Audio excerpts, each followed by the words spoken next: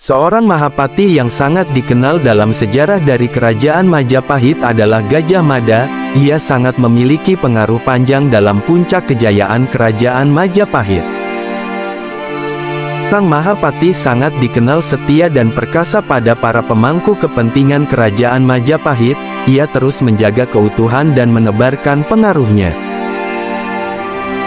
Dalam sejarah Mahapati Gajah Mada, ia masih dikenang hingga saat ini, dan juga dikenal dengan jasa-jasanya sebagai persatuan bangsa. Gajah Mada banyak yang menganggap sebagai pahlawan simbol patriotisme dan persatuan bangsa. Kali ini kita akan membahas kisah Mahapati Kerajaan Majapahit Gajah Mada. Semoga dengan kisah ini dapat memberikan ilmu serta manfaat untuk kita semua.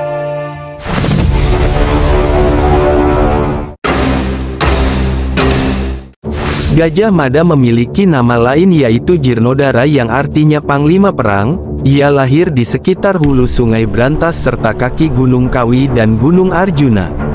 Silsilah Gajah Mada. Jika menurut Babat Gajah Mada dijelaskan bahwa orang tua Gajah Mada adalah Curadarmawiyasa ayahnya dan ibunya bernama Narirati. Kemudian, keduanya disucikan atau dijadikan pendeta oleh gurunya, yaitu Empu Ragarunting di Lemah Surat. Sang Mahapati Gajah Mada mulai mengabdi pada Kerajaan Majapahit di usia 23 tahun pada 1313 Masehi. Ia memulai pengabdian sebagai prajurit rendah di pemerintahan Raja Jayanegara. Gajah Mada mulai menjadi pati setelah melakukan pemberontakan Rakuti pada 1319 Masehi di Kahuripan. Ia diangkat menjadi pati pada tahun 1319 sampai 1321 Masehi. Hal tersebut karena jasanya yang sudah menyelamatkan Raja Jayanegara untuk mendampingi Rani Kahuripan yang saat itu dijabat oleh Tribhuwana Tunggadewi. Setelah itu, 2 tahun setelahnya Gajah Mada diangkat menjadi Pati Daha untuk menggantikan Pati Arya Tilam yang telah pergi. Peran Sang Mahapati Gajah Mada semakin memuncak pada 1336 Masehi, ia diangkat menjadi Mahapati Amangkubumi Majapahit. Kenaikan tahta tersebut, ia berhasil karena jasanya tentang memadamkan pemberontakan di daerah Sadeng pada tahun 1331 Masehi. Gajah Mada sangat terkenal dengan Sumpah Palapa. Ia mengikrarkan pada saat pelantikannya, sumpah yang diucapkan saat pelantikan Gajah Mada sebagai Mahapati Majapahit di hadapan Ratu Tribhuwana Wijaya Tunggadewi itu, bermakna,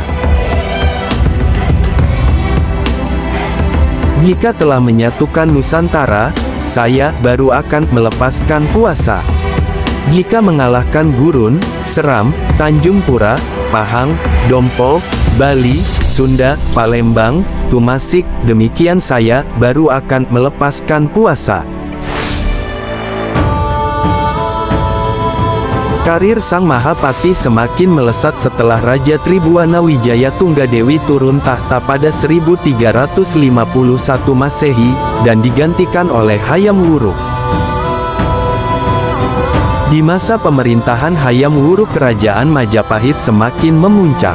Namun keemasan Gajah Mada meredup setelah terjadinya Perang Bubat pada tahun 1357 Masehi. Dalam peperangan tersebut terjadi ketidakseimbangan antara pasukan Gajah Mada dan Kerajaan Sunda sehingga menimbulkan banyak korban pada Kerajaan Sunda. Tindakan tersebut sangat disesali oleh Hayam Wuruk. Saat itu Hayam Wuruk menganugerahi tanah yang berada di Probolinggo, namun penganugerahan itu pun secara halus untuk menjauhi Gajah Mada dari Kerajaan Majapahit.